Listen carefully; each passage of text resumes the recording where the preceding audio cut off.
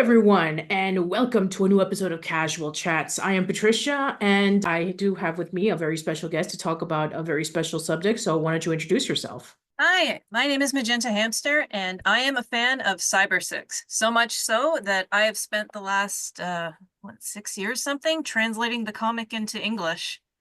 All right. Well, thank you so much for coming on by. And so, yeah, we're going to be talking about Cybersix. So, I guess as of the September of 2024, the animated series celebrated its 25th anniversary. And yeah, we're going to be talking about that in addition to the comics and the recently discovered live action series and other little nuggets in between. So, I'd like to know from you, Magenta Hamster, how did you first learn about Cybersix? It's weird. I watched it when it, I don't know if I watched it like the day it premiered, but my first memory is of the first episode right around the time when it aired. It must have been when it first premiered on Teletoon back in 1999. But I don't remember like any commercials that drew me in. It sounds weird, but it's just like, oh, I always watch Cyber Six. Yeah, I guess it's one of those cases in which like you don't see any commercials, you're just like channel surfing and then something just pops up and you're like, "Ooh, what is this? This looks interesting. I've never seen this before." And so, yeah, as for me, I'm not Canadian, so I didn't see this show when it first premiered. And even though it did air on Fox Kids, I did not see that on Fox Kids either. I learned about it around maybe over a decade ago. My friend Joel who was a former member of the comic book cast, and now he has his own YouTube channel where he used to do a series called Cape Chronicles, where he would look back on episodes of his favorite comic book animated series. And because he's Canadian, he talked about Cyber Six, and I never even heard of the show, and it looked really interesting. And so I wanted to take a look into it, but I couldn't find it. And then eventually it was released on DVD. And then afterwards, I was able to finally see it on Hulu, and I was really enthralled with it.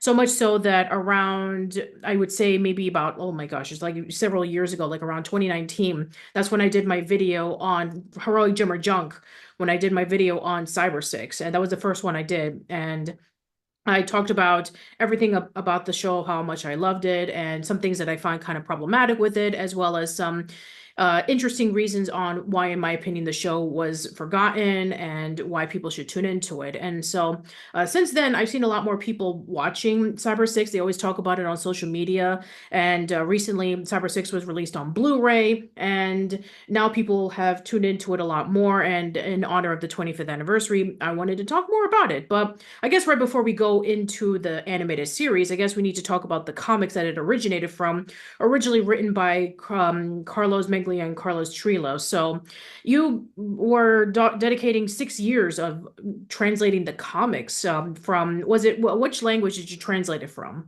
The entire comic series was published in Italian, even though it was written in Spanish, and Carlos Trillo and Carlos Meglia are Spanish. Very little of it has actually been published in Spanish. So I did use the original Italian publication just because that's where you get the whole story. Okay.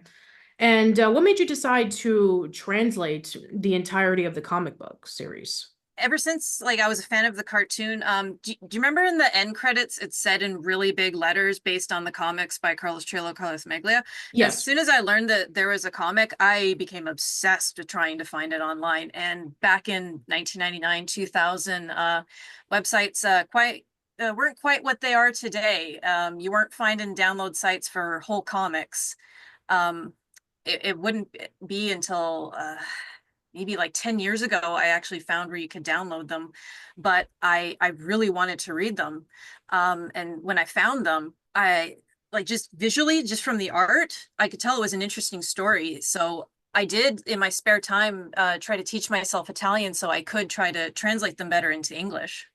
Hmm. Like it was just a strong desire to want to read the comic and then also to share it with people because there's so many people who want to read it but can't. Right. And I did even mention in my video that there were some people who attempted of trying to translate the comics into English, but they never finished it. No, it's a long series. It's almost 6,000 pages. Yeah. So I can understand, for those two people who attempted of trying to translate it and they just never completed it. And, I give you major kudos for trying to do your best to do the same work that they tried to do over a decade ago and, finally have it into fruition. So, from what I saw on your social media pages, you're about over halfway done, I believe. I just finished issue 40. In 2 issues, I'll be 2/3 of the way done. Oh, wow, that's great. Yeah. Yeah, so I guess we'll briefly talk about the comics. So yeah, I really did enjoy the comics, understanding the context that it came out in the 90s. It was done by two Spanish people, one who was the artist, one who was the writer, but they did collaborate together on it. And the art style is very different than what you would typically see from Marvel and DC. And it came out around the age where it was like really like dark and moody. Like it was at around that time of the 90s in which like everything was like very serious and very dark and very violent and bloody and all that kind of stuff. But this one took it in a very interesting direction where it was leaning more towards like experimentation. It was leaning more towards like trying to find out who your identity is. And yeah, it makes a lot of sense considering that both Meglia and Trillo were inspired by an incident that happened a few years prior where there was this Chilean couple who were trying to have a family, but they didn't have any luck with it, and then they had these embryos in the background, waiting to see if they were going to be born right before they were killed off in a plane crash. But they were thinking to themselves, what would happen if they would have survived, and what would have happened if they were questioning their identity. So I think that that's really interesting, looking into the context of where the story differs from the animated series, in which you get to see more of Cybersix and you get to see more of her trying to save Meridiana from Dr. Von Reichter and Jose and all of the other experiments that are going around. You get to see more development of all the other characters. They go in a completely different direction than what you expect from the animated series, given that it's a lot more violent and a little bit more risque. But yeah, I think that that's going in from the comics to the animated series is definitely like a major 180. It's really fascinating. I know the comic has a reputation for being more violent and adult, and I don't deny that, but there are more lighthearted issues. And in fact, when it was first published, it was a weekly comic, and each chapter is only 13 pages before it became a monthly comic of 100 pages each. And there are chapters that are more lighthearted and almost child friendly that when I do get to them, I do want to kind of set them aside for people who are a little apprehensive about reading the comic, and just so that they would have something a little bit more PG rated from the comics to enjoy. Mm. It makes me wonder if maybe the reason why maybe it kind of like took a different direction, maybe a little bit later on, was maybe because maybe they received like letters from people saying that it was a bit too violent, or maybe they wanted to go with this direction from the start. What do you know about that? No, I don't think that's what it is. I know that they had assistants who helped them with writing and with artwork, and you can, no shade to the assistants, but you can kind of tell when it was their assistants were helping to write issues to kind of, I don't want to say filler, but kind of to give the Trillo and Meglia maybe more time to do like the next issue ahead that advanced the story. I know that was when the monthly issue started, that was a problem they had. They were doing 250 pages a month, and Wow. I actually did speak to one of Carlos Trillo's assistant writers, and he said that sometimes they would take comics that weren't related to Cybersix and kind of just force them in just to give them more time. So there's two very famous examples. Issue 5, the one with the angels, that was a comic that they created called the Book of Gabriel like years before, and they just kind of squished it in so that they could have time to finish the next issue. And then there's another one, Grogro with the ape, that was another comic that wasn't even drawn by Carlos Meglia, that they used to kind of give them a buffer to create to get ahead on work. That's actually really interesting considering about the fact that, when you compare the way that they were writing their comics and coming up with stories compared to like Japanese manga in which like they have to release 18 pages every single week. It wasn't until like maybe over the years in which, finally they can be able to have a whole volume of comics released either like once a month or once every 2 or 3 months, or I guess depending on the manga artist, it's like, they can be able to take a hiatus for maybe about a year and then finally get an opportunity for them to maybe release an entire book worth of, manga stories. That way they can be able to have people wait for the next year or so on and so forth. Or, in the unfortunate cases of certain manga artists in which they have to take indefinite hiatuses because they're going through like various physical and mental health issues. So it just makes me wonder about like, what was going on behind the scenes that was if Meglia and Trillo were going through like a lot of like mental and physical stress just to be able to finish off the story of Cybersix that they wanted to. I definitely think that's a possibility. And they were also working on other comics as well, especially Trillo. So Cybersix premiered in the Italian magazine Scorpio. If you look at the issues around that time, Trillo would have his name on like 3 different stories in any issue, and that was a weekly magazine. So it Hmm. wasn't just Cybersix they were doing at the time. Yeah, that's a lot. That is a lot. Yeah, so I'm curious about like what were your favorite story bits that you were able to translate so far into the comic book series that you probably wish that would have been translated into animation? I really like the Fratello Pipo issue. That's the one with the living cartoon, and that actually, for whatever reason, made it into the live action series. But I always thought that one would work pretty well in the animated series. Like I the spoiler, the big reveal at the end is that he kind of has a taste for the flesh of children. I feel you could kind of maybe tone that down a bit. But other than that, I think, living cartoon takes over Meridiana. I think that could have worked in the animated series. Yeah, I guess it could have been like a darker take on Roger Rabbit or Cool World, or if you played the Sega Genesis game Comic Zone, in which the bad guy of Sketch Turner who draws his comic and he's like, pulled in to the his own comic book, and now he has to be able to get out right before he dies in the comic book, and the villain becomes a human and takes over the world. So yeah, that actually would have sounded really interesting if we would have seen something like that. There's a two-parter issue, and funny enough, it's issue 4 and 6. When I said they had to kind of create a buffer to finish it, that's an example. They couldn't finish the two-parter in time, so they had to put some filler in. There's one that's actually a crossover with another character Trillo and Meglia created called Irish Coffee, where Hmm. Cybersix goes to see a psychoanalyst who is Irish Coffee to work through her mental health problems. Oh, interesting. Oh, it's a really good issue. There's a line in there I really love where Cybersix has to go disguised as Adrian because it's her boss at work sends her to go, and she says, "Oh, I'm not supposed to cry," and Irish Coffee says, "Stones don't cry." Wow, that's that's a profound statement right there. Wow, that's really nice. Hmm.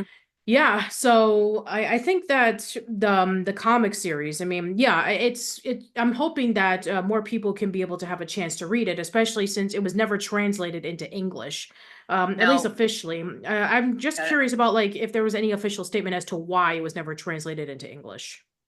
there isn't. I've seen people say that they think the content is the reason why, but it's not. A lot of Carlos Trillo's work actually has gotten official English translations, and he's written stories that are way more extreme than Cybersix. I really do think that it's the length of the series that's the problem, Oh, because all okay. of Trillo's works that have been translated are all really short series, like just all Okay. easily fit on a shelf. But I think I don't know. If you look at like the French version, and it's been republished twice in Italian, they always kind of like skip chapters and try to do like a greatest hits, like just Okay. their favorite chapters, and it kind of makes a mess of the story. Like Hmm. the story is long, it's kind of a slosh to get through at times, but you really do, there's a lot of important stuff there that sets up the world. So I don't know, it's kind of hard. I think you do need those weekly chapters to set up the story, and you can't just jump to the exciting parts in the middle. I think if a comic company wanted to release it, I think the best way to do it would be to kind of do like 2 releases at once. Do like a book that gathers like 30 of the weekly chapters at once, and then do a book that gathers like monthly issues 1 and 2, and just kind of do like a simul release. So you're getting the weeklies and the monthlies at once. Okay. Yeah, I'm sure. I mean, unfortunately, it's been over 30 years since, the comics were first published, and there hasn't been any attempts of a comic book publishing company to produce it, at least for English. So I don't know whether that'll ever happen, but if it does, we'll just wait and see. But yeah, I'm very doubtful at this point in time.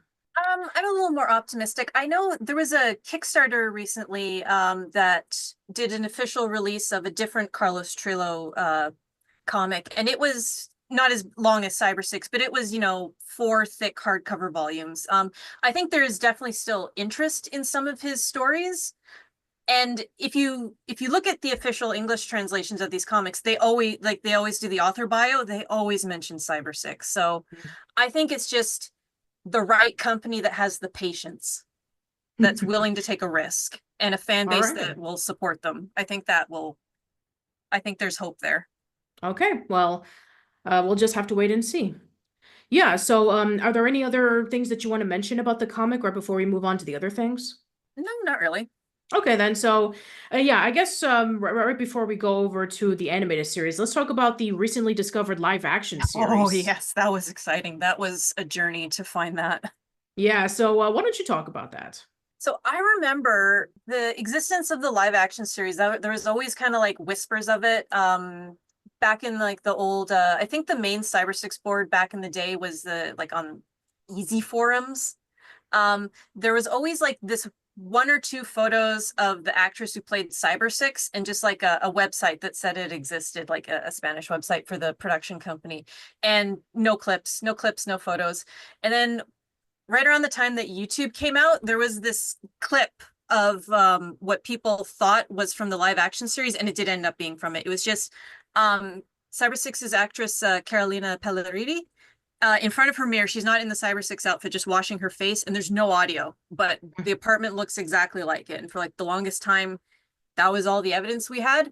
And then slowly, more and more commercials were found that showed it. And I can't remember the YouTube channel. Someone uploaded the first episode, and I saved it, and that YouTube channel got terminated like a few weeks later. And I re-uploaded eventually, and we just had that one episode for the longest time, and maybe a handful of commercials. And myself personally, I tried to contact so many people involved with that show, and most of the time I didn't get anywhere. And if I did get somewhere with like an actor, a crew member, a producer, it was just, I'm sorry, I worked on that show 30 years ago. I don't remember anything. Yeah, And I can understand that. I remember more and more people like just digitizing their VHS collections, and oh, I found another like half episode and the audio is messed up. Recently, right before the episodes got found, I contacted the man in charge of the special effects for the show, and he was very kind. He emailed me back. He sent me like a scan from a book that talked about the show, and he actually did a video on his YouTube and Instagram where he shared like behind the scenes video of him doing the makeup and his sketches. And shortly after that, someone on a video sharing site in Argentina said, "Oh, I have all the episodes recorded to VHS and had them digitized." And the funniest thing is it came like a month before, what would have been, I can't remember. I want to say like maybe 20th anniversary of it, like when the show premiered. Okay. And yeah, so we one of the people in our Discord group uploaded the episodes on the original air dates that they aired back in 1996. Oh, nice. I know a lot of people kind of looked at the show and like, oh, this is stupid and goofy. It's not worth looking for. But I always wanted to find it because I think any Cybersix is good Cybersix to have. And honestly, I find it very charming. When I was researching it, I found like the people who worked on it, like I feel like they did put a lot of effort and love into it. And there is a rumor that Carolina was embarrassed by it, but the evidence I found is she wasn't. She was very proud of the role. She just, I think she was fairly new to acting at the time, and it was just a lot to take on. So maybe she just didn't have the experience at the time, but I find that to be very bold of her to try a part like that, a very physical part where you're playing a dual identity. You have to pet this wildcat. I don't know if you've ever seen it, but they actually did have Data 7 on the show, and it is a real wildcat. Yeah, that's crazy. I mean, I'm sure that there was an animal trainer maybe in the background, to make sure that the actress wasn't attacked. But yeah, still, it's still very, very risky to have that. There is this very kind of, I really like it. There's this shot of her in Data 7 walking on, it's supposed to be the top of a building. It's very clearly a set, and the cat is like kind of weaving in between her legs. And it's risky, but it's such a good looking shot.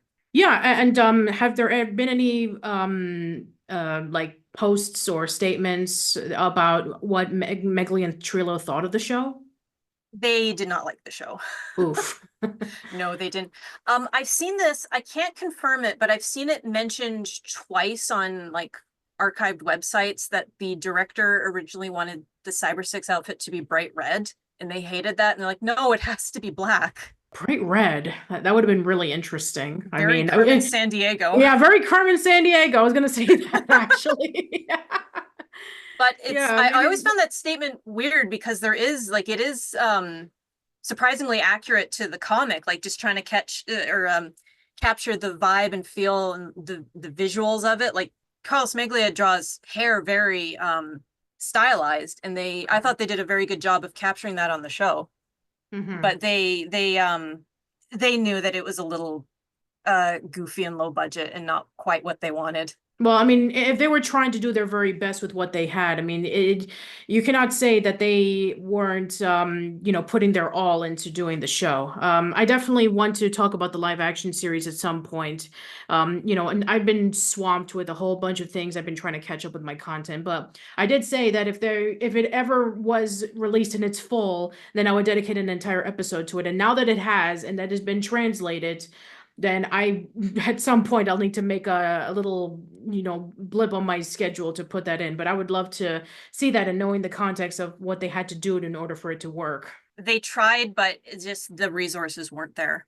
Yeah, I can understand that, especially since, you have an Argentinian, channel. I don't know if it was like well known. I don't know if it was like a major broadcasting channel, like say if it was like a CBS or NBC equivalent, or maybe it was like something a little bit smaller. But if they didn't have the budget for it, and if they didn't have the resources that they had, trying to tackle that was probably a major feat. I mean, it makes me wonder about like how they were able to get that opportunity in the first place. I mean, like I'm sure that the comics were really popular in Argentina, which is why they probably decided to do a live action series. But yeah, I'm just curious about like, how did it all come to fruition? I mean, do you know that part? There might be like, I have a whole folder on my computer. There might be some old interviews I'd have to go through and translate to mention that.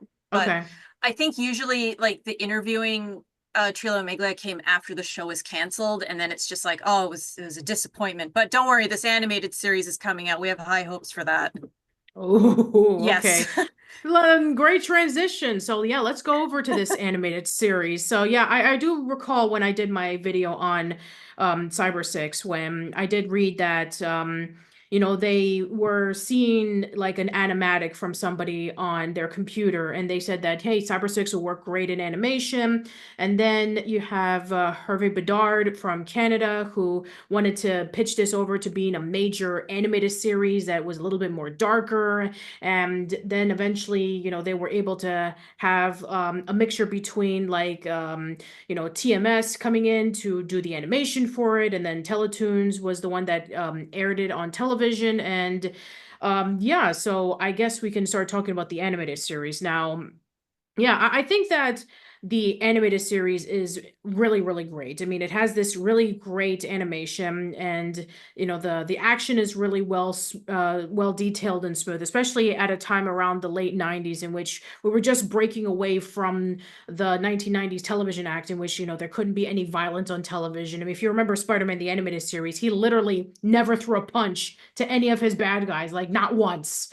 And he's like, oh, I'm gonna, take him to this building and I'm gonna have him crash into it, or here's a trap, or I'm gonna shoot you with my web slingers. It's like never threw a punch in his face, never. And it's like, then meanwhile you have Cybersix who's just flipping around and kicking everybody and punching people and knocking them out with just one swipe. It's like, yeah, yeah. So, yeah, so I take it that it actually was a great showcase of what that kind of superhero show was at the time, especially when I think the biggest thing at the time was probably like all of the Warner Brothers superhero cartoons like Batman Beyond, and then there was Superman the animated series, and then eventually a few years later we would have Justice League and Teen Titans. And then, Marvel was still doing their stuff like X-Men Evolution and various other stuff. But yeah, I mean, it was like on the cusp of like, a new direction was coming in where it was a little bit more lighter, but it focused more on the story as opposed to like, okay, we're gonna have something a little bit more darker, but the stories are self-contained. So, I did state in my reasons on why I thought that the show just didn't really catch on for a major audience at the time, especially an American audience. I'm actually curious because you're Canadian. How well did it do well in Canada? It was super popular on Teletoon at the time. Like if you Wow. didn't, if you're not in like if you weren't there when it first aired on Teletoon, you have no idea. So it aired Monday to Friday, and then it also aired on Saturday. And I remember been in grade 6 when this happened. So yeah, it would have been when it premiered. Teletoon had this contest where you vote for which of the shows on our program is your favorite, and we'll do a marathon, and Cybersix won hand down. So Wow. you'd have like the Monday to Friday, and then on Saturday they would play like another 4 episodes. Like it was rerun constantly. It was so popular. I remember when it was going to air on Fox, the commercials they had at the time, these are the commercials you can see on the Blu-ray. They had scenes from the pilot, which I didn't know was from the pilot. So I'm like, oh my God, new scenes. We're going to get season 2.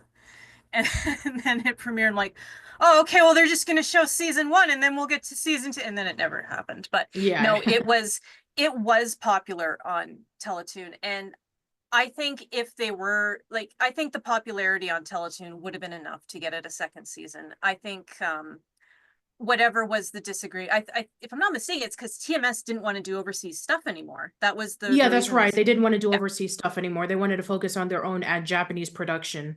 And I because think there was I also some other disagreements between TMS and the other the tone of the producers. show. The tone Yeah. of the show, I think. Because I've heard people say, oh, well, if it had done well on Fox, we would have gotten the second season. No, Or, I don't think so no. because I even made that statement in my video where I said that Cybersix came out on 8:30 a.m. and it was right between Power Rangers Lightspeed Rescue and Digimon. And Yep. considering that anime was getting really popular Oh, in yeah. 1999, I don't think Cybersix would have stood a No, chance. no. So I think, like, it's painful we didn't get a second season, but I don't think it could have been helped. I think it, I was thinking about this the other day. TMS being evolved is, it's kind of like a monkey's paw wish. Like, we got this beautiful animation, but just they're the reason that like the tone was a little bit more childish, and like the rights to the Japanese dub and the theme song that we all want to hear, it's all locked away because of them. And even though that around a couple of years ago when TMS had their official YouTube channel up and they started releasing episodes of Cyber Six, they still have not released the full version of the theme song. No, even when the show was brand new, people were asking about that because they mentioned, oh, there's a 3-minute version of the opening and the ending theme. And I think you can find an archive of it. It's worded really weirdly where they're like, oh, well, unfortunately, we can't say why it can't be released, but it just can't be released. For private reasons, it can't be released. And people have like tried to reach out to them, find out what the reasons are. Um, as far as I can tell, if they are willing to license it, but they will only speak to someone who has like a record company. Like, they won't talk about this with everyday people. Oh, sure. I can Yeah, understand that. I mean, it's probably just some weird rights thing, but it is odd, like the way they've dealt with it, where it's like, oh, it's this super top secret reason we can't talk about. And it's probably just something mundane in real life. Yeah, it's probably like, oh, we couldn't get the rights from TMS, or maybe there was a little bit of confliction between, Coral Egan and like, like, oh, we can't, be able to release it, or maybe, distribution reason. I don't know. It sounds like it's like built up more than what it would have probably Yes. been anyway. Um, And that's just thinking on the internet. It's like, we hear about something that's like hidden in the public, or it's like, oh, this thing has been taken down. It's like, I want to know why. Is it because of this reason? Is it because of that reason? It's yeah. like, oh no, it's just something like If understandable. if it ever gets released, I really hope it's the best song that's ever been created, because if it just turns out that it's just 3 minutes of instrumental and like maybe Coral Egan singing the end chorus slightly differently, like what we heard in the Fox version, people are gonna be so let down. Yeah, it's like building up the hype, and then eventually it's like, oh, we waited the decades 30 for this. years. 30 years. We waited 30 years for this. And it's like, oh, it's nothing out of the ordinary. It's like, oh, okay, yeah. Yeah, I love soundtracks, and I always love like trying to find the extended version of opening themes, and I tell you, sometimes it's a coin flip. Sometimes it's amazing, and sometimes just like, oh, that's it. Yeah, but going into the fact that we were able to get the animated series, even though it was only short-lived, I think that it was well worth it. I mean, they were able to adapt some of the stories Mm-hmm. from the comics into the animated series. They were able to make up some of their own. But yeah, I really did like the overall package where you got to see the struggles of Cybersix trying to figure out her own identity while being disguised as Adrian Saddleman. And you get to see all the other characters building up as time goes on. You get to see all the villains that Von Richter or Jose will be sending over to defeat Cybersix or take over Meridiana. All of that stuff is like really, really interesting, and I just find it to be so intriguing when looking into this compared to other superhero animated shows that were out at the time. And yeah, I still think that even though that we never got a season two, in a way, it kind of like ends in a very bittersweet but very satisfying note, in my opinion. Um, did you ever read the production documents that were put on the Blu-ray? No, I have not. I don't own the Blu-ray, sadly. Oh, I can help you get those documents. There's a pitch document that it's written in English, but I believe it came from Trillo and Meglia, and they pitched their own ideas for the 13 episodes. And like it starts off pretty similar. Like it's Cybersix, and the second episode is Data 7, and the Yashimoto episode is in there. And then it they tried to adapt that stupid angel, like with Oh, they tried to yeah, adapt they it. did. I'm so sick of that story, because it's not it's your comic you wrote before Cybersix that you just crammed into there to buy you time. Stop trying to make it a thing. But there's some really interesting episodes. There's like a Halloween episode they were gonna do.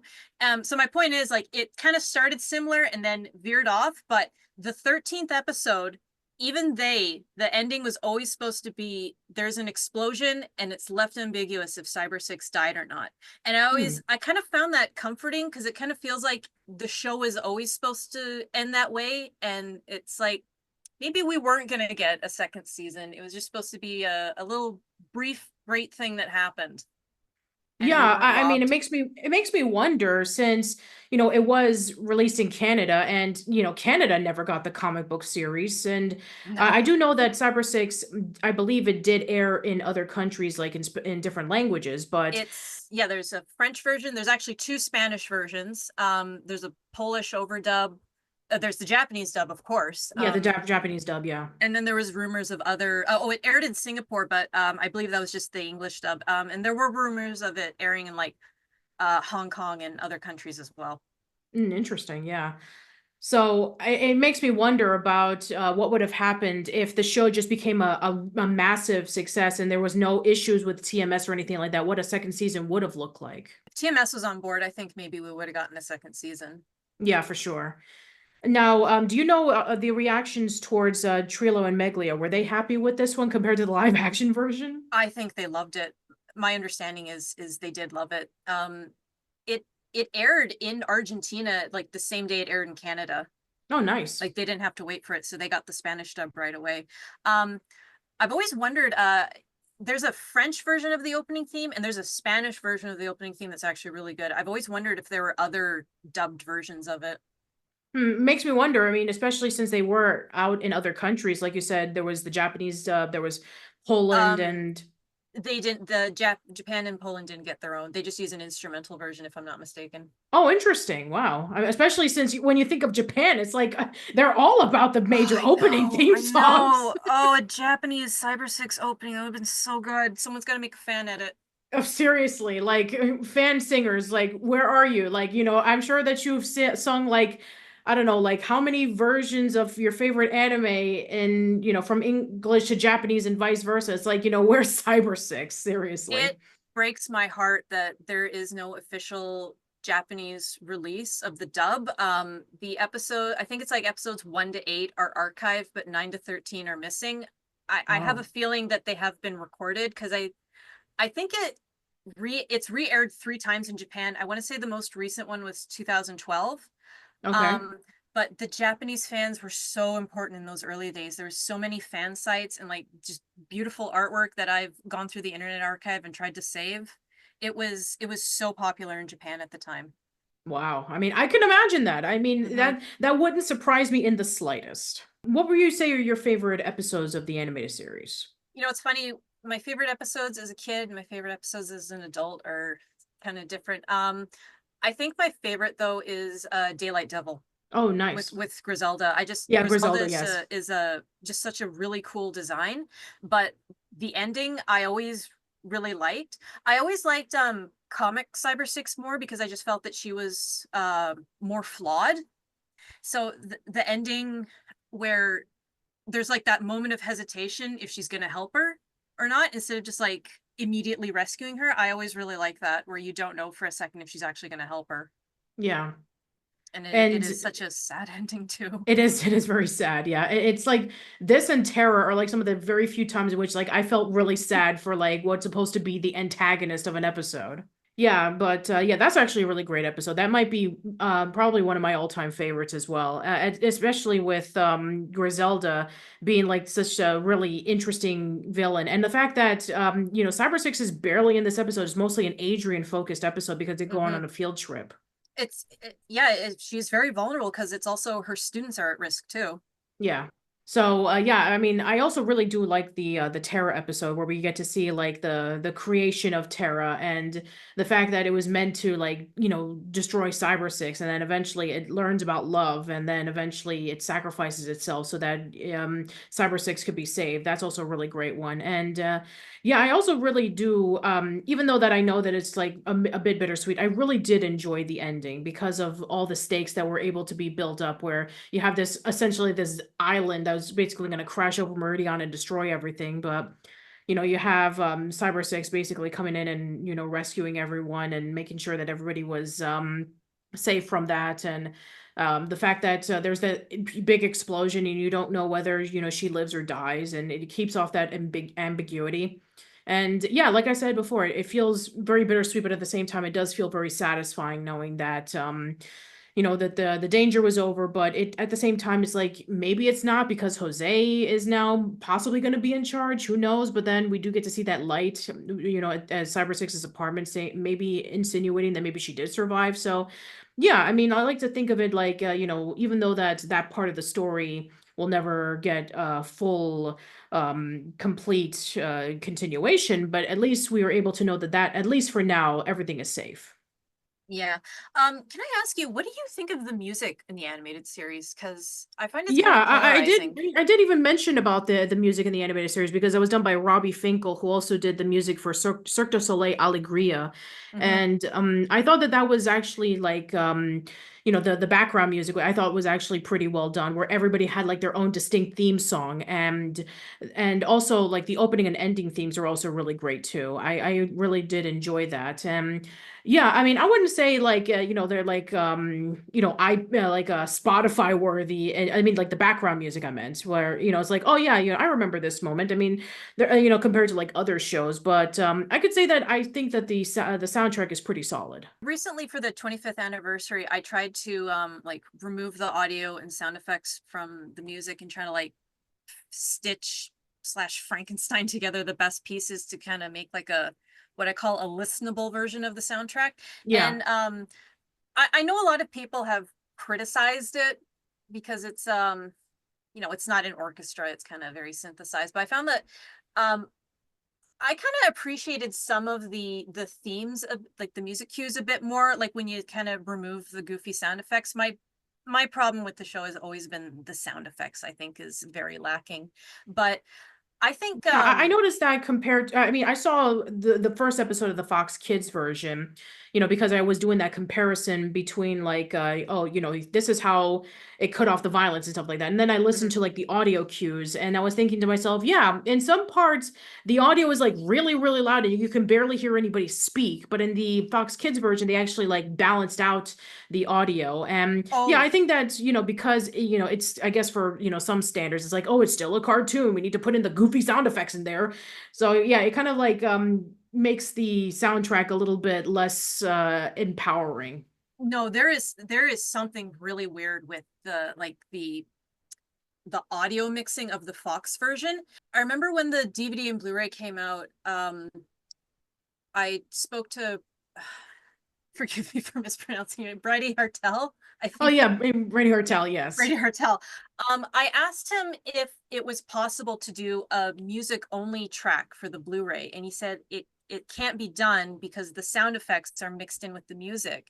And I said to him, like, I showed him examples in like the Fox one where like they've cut something like just for time, like they snipped some seconds here and there, but there's no cut in the music, so the music Hmm. kind of like gradually becomes unsynced with the stuff. And I'm like, they could have only done that if the music and sound effects were on separate tracks. So there's something really unique about the Fox Kids edit. And also sometimes when a character speaks and they're like in a big room and there's like a reverb on their voice, it's missing from the Fox version. So like all the Hmm. little, I want to say like little editing effects like that are just Yeah. not there. So I don't know. I find it fascinating. And I was able to make some of the music cues when I was editing them cleaner because of the Fox version, because like it didn't cut to silence and the music kept going. Yeah, it makes me wonder if Robbie Finkel even has the original soundtrack somewhere in his computer or something. That way, maybe if he was ever given an opportunity, maybe he could release the official soundtrack. I would really like to know that, but Robbie Finkel is a ghost online and I cannot find his information anywhere. Yeah, I don't blame you. I mean, when I try to look up Robbie Finkel online to like do my video, I mean, other than like the last thing about like Cybersix, and I think that maybe he was briefly interviewed in like a Cybersix like fan page, I could not find Yes. anything Yep. else afterwards. Like it's like he disappeared off the face of the earth. Maybe he's just not a social media person. Maybe, he's private and I can understand that, but I can't even find like any of his more recent stuff if he's done anything since then. Yeah, I've definitely I had a bit of a similar experience trying to research it. Yeah, so I guess if there's anything else that you want to add into the animated series, there's actually a really interesting question I'd like to ask you. Is that the one you Yes, mentioned? Okay, can yes, I I did. segue here? Okay, Yes, speaking of reasons that that were not the cause of Cybersix being canceled, James Cameron did not have the show canceled because it was similar to Dark Angel. That is a myth. yeah. So I did mention this in my video. So, yeah, around the year 2000, James Cameron created a live action series called Dark Angel, and it features a woman who was, cyberly genetic, and it would takes place in the future of the year 2019. Ooh. And yeah, it takes place in like some dark post-apocalyptic Seattle, and she teams up with a journalist, and they're fighting off against the oppression. So yeah, there was a lot of various blog articles back then that actually compared it to Cybersix, and people were wondering, did James Cameron rip off Cybersix? No. As the more I research this, the stronger that no becomes. And I want to ask this. Have you read the 50 points of similarity that the comic creators I think I alleged? did. I think Okay. I actually did put it on Yeah. my video where I Did did see this 50-point similarity okay. between Dark Angel and Cybersix. I think I did Okay. see that. And I have to wonder how many people who make this claim have actually watched Dark Angel, because tracked down the 2 DVD box sets of that stupid show and tried to watch it. And I'm about like the pilot and the second episode in, and I have pages of notes. So you said that Dark Angel is cyber created. She's not. She's like a surrogate baby by the military. She's not a test tube baby. And there's a bunch of like similarities that people bring up that I just don't think are there, even in the 50 points that the creators brought up. So there's like, or if there are similarities, it's the most superficial stuff. It's like, oh, they're both beautiful and they both wear black. Oh, well, no kidding. They both live in a big city. That's every comic book. You don't set it in small Yeah, town like I nowhere. mean, Yeah. unless it's like Superman, where you have Smallville. It's like, yeah, what superhero takes place in the countryside? You don't see a lot of those. You see in the Yeah, cities. the villain is not taking over the town with the population of 500. But there's like a lot of points that the creators allege that I'm like, but that's not true. Like they in Dark Angel, Max, the character's name is Max. She has cat DNA, and they're like, well, Cybersix has cat DNA. Where is that in the comic? That's not anywhere in the comic. Yeah, like I mean the whole Data 27 thing. I mean that's like what? No, let's like, or this is like this is the best example I give is like Cybersix has a tattoo with her name and number on it, and Max has a barcode on the back of her neck. Well, you know how many other shows have characters with barcodes on them?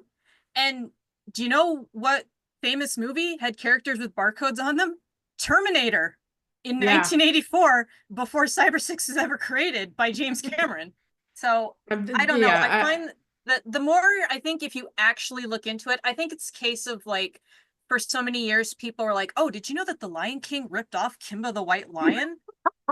I really do think it's a situation like that where if you actually sit down and read the comic, and the creators allege that it was just the comic he was ripping off. They didn't count the live action series or the cartoon.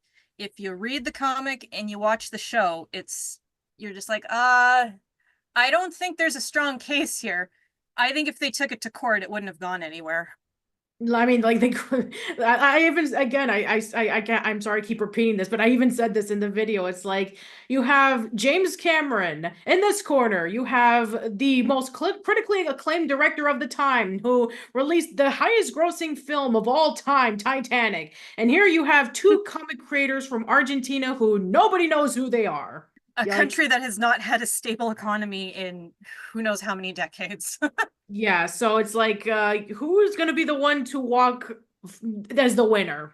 Like I think people are drawn to the small time creator got stolen, their work was stolen by the big Hollywood big wig, but I think the reality is there's just not enough there to say that he plagiarized. I mean, I want to look into Battle Angel Alita because I've heard that like that's where he got most of his inspiration from. Yeah, I didn't even mention that where Battle Angel Alita and then like the post internet and Y2K hysteria Yes, was yeah. where he got his inspiration for Dark Angel. And I guess it makes a lot of sense for Battle Angel Alita because didn't he executive produce the movie like several Oh decades yeah. later? He apparently Guillermo del Toro introduced him to the comic and he was just like, "Oh, I love this so much. I got to buy the rights to it." So and this is like in like the mid 90s. So it's like, well, if he loved Battle Angel Alita so much that he bought the rights to it. If he read Cybersix, how did he read Cybersix? Is he even bilingual?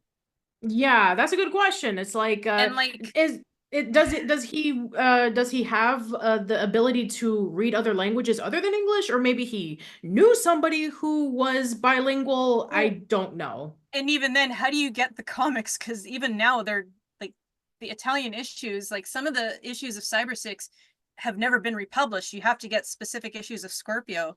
But it's like, even if he did somehow get these obscure issues and had someone translate them for him, and he's like, I really like this story, he didn't buy the rights with his post Titanic dollars. Yeah, and also, that's to say, like, what about the other, versions of it? Well, again, they're not very easy to come by either. Yeah, I think the timing, he couldn't even have seen the live action series because I think he would have been filming Titanic at the time. Yeah, So exactly. you're getting into like, oh, well, maybe he had a friend in Argentina who recorded it. It's like you're getting into like absurd situations like that where he had to have, that's the only way he would have known about it. Yeah, I guess when you know, put it that way, it does sound a little bit more obscene, doesn't it?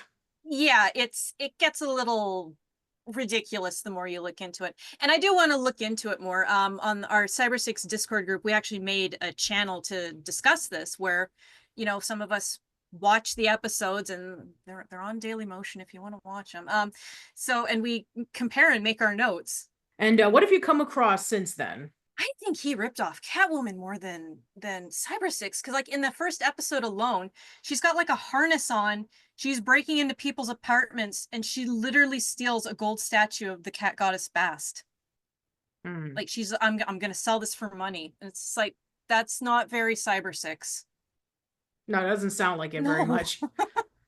And Max Guevara, I mean, does she disguise herself as a guy to blend in with anybody? No, she doesn't even put on a suit. Like all those black clothes, she just walks around like that normally. There's no special outfit. There's I mean, no it sounds like more like a whole, oh, let's wear dark clothes because Matrix made it cool. Exactly. It's like half a year since the Matrix came out, and everyone's like, Yeah, black is the coolest color ever. I'm gonna wear a black leather trench coat.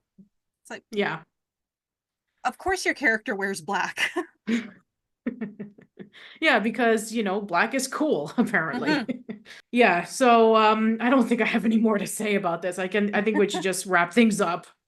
Yeah, Okay. so yeah, eventually when the show eventually came out on DVD and Blu-ray and more people were into it and I'm sure that there was a higher social media presence of it, you know, as somebody who you know, talked about an obscure TV show back when it was kind of a little bit obscure. In my case, it was As Told by Ginger when it came out in 2000, where, you know, it was a show that not a lot of people watched because it was, you know, overshadowed by other shows like SpongeBob and The Fairly Odd Parents and other Nicktoons. And then when I started posting myself around 2015, when the show was celebrating its 15th anniversary, I got like a little bit of a buzz of people who actually grew up with the show. And then when it reached out on Paramount Plus, it's like everybody was watching it and everybody was like tuning into it. Then I started seeing more of the fan base, especially when I did my podcast series with Casey and Ashley, and then I did the As Told by Ginger reunion live stream, and so that's when more of the fans started coming out. So for me personally, that was a fantastic opportunity to get to see the fan base of a show that I liked, that not a lot of people did, grow and flourish because of more availability. So I like to know from your perspective, when Cybersix was eventually released on DVD and Blu-ray and more people got into it, like what were your reactions when you saw the fan base grow? I thought it was great. There was a few people who were like, "Oh, I wish I could have been there when it first started." But honestly, I think now is the best time to be a Cybersix fan because we have that beautiful restoration. The comics, like just even ignoring my translations, they're easier to get online, whether you're buying physical copies on eBay or you're downloading them. And then the live action series has been found. So there's more to enjoy now than there was back then. I think now is the perfect time to get into the fandom. All right. And yeah, I think that we can start closing things off. So you have any final words to say right before we go? I guess come to the Cybersix subreddit. We have a lot of discussions there, and that's where I post my comic translations. I just got issue 40 done. The series goes to issue 45, so we're almost at the end of the series if you want to see how it ends. Yeah, that's about all I can say. Okay, and where can people find you at? I am on Twitter. I believe my Twitter handle is at HamsterMagenta. But I mean, it's not hard to find me. Okay. Yeah, and as for me, you can find me at oldschoollane.net. You can find my YouTube channel at youtube.com/oldschoollane. You can find me on Blue Sky, which is Patricia Miranda at bluesky.social. You can find me on Mastodon at patriciamiranda.mastodon. You can find me on Threads, which is at old underscore school underscore lane. Same one for Instagram as well. You can find the podcast on Spotify, Apple Podcasts, Pandora, Amazon Music, iHeartRadio, all those places. New episodes will go there first, and then they'll go up in a few days on YouTube. So thank you so much for tuning in, everyone. Let us know in the comments below about your fondest memory of Cybersix, whether you first read about it in the comics, whether you saw the live action or animated series, and let us know about your spicy take on if Dark Angel was a ripoff of Cybersix. And yeah, let us know if you ever want to see Cybersix come back. Like, do you want to see the animated series come back in a new light, or do you want to see a newer take on the live action series, or maybe you want to see a movie of it, whether it be live action or animated? Please let us know. That's it. Hope to see you around soon, and take care. Okay, bye.